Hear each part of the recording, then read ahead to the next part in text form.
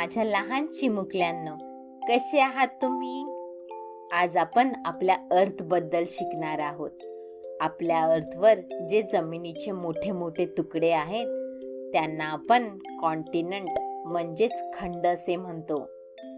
आणि त्या तुकड्यांच्या भोवती जे मोठे पाणी आहे त्यांना आपण ओशियन असे म्हणतो. आता आपल्या अर्थवर 7 कॉन्टिनेंट आणि 5 ओशियन आहेत. तर या व्हिडिओमध्ये आपण 7 कॉन्टिनेंट कोणते ते पाहूया. सर्वात पहिलं कॉन्टिनेंट आहे तो म्हणजे एशिया.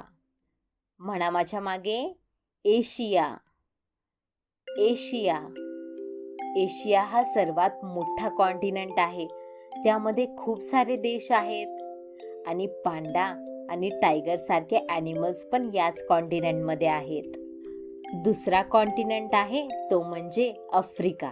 म्हणा माझ्या मागे, आफ्रिका. आफ्रिका.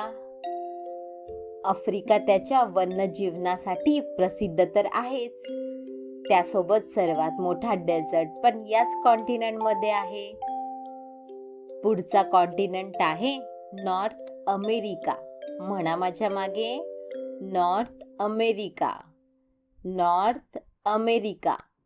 नॉर्थ अमेरिकामध्ये युनायटेड स्टेट्स नावाचा मोठा देश आहे.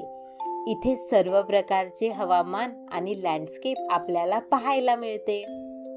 पुढचं कॉन्टिनेंट आहे तो म्हणजे साऊथ अमेरिका. म्हणा माझ्या मागे, साऊथ अमेरिका.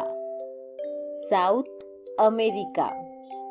हे ॲमेझॉनचे जंगल आणि सुंदर पर्वत रांगांसाठी प्रसिद्ध आहे. पुढचा कॉन्टिनेंट आहे अंटार्क्टिका. म्हणा माझ्या मागे, अंटार्क्टिका. अंटार्क्टिका ही आपल्या अर्थवरची सर्वात थंड जागा आहे, जी पूर्णपणे बर्फाने झाकलेली आहे.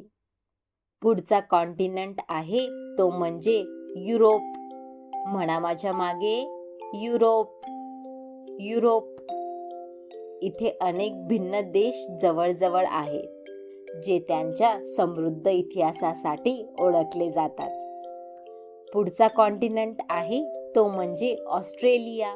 म्हणा माझ्या मागे, ऑस्ट्रेलिया. ऑस्ट्रेलिया. ऑस्ट्रेलिया हा फक्त देश नाही तर चक्क एक कॉन्टिनेंट आहे, जो कांगारू आणि ग्रेट बॅरियर रीफसाठी प्रसिद्ध आहे. आता आपण रिपीट करूया का आपण कोणते कोणते कॉन्टिनेंट पाहिले आहे ते?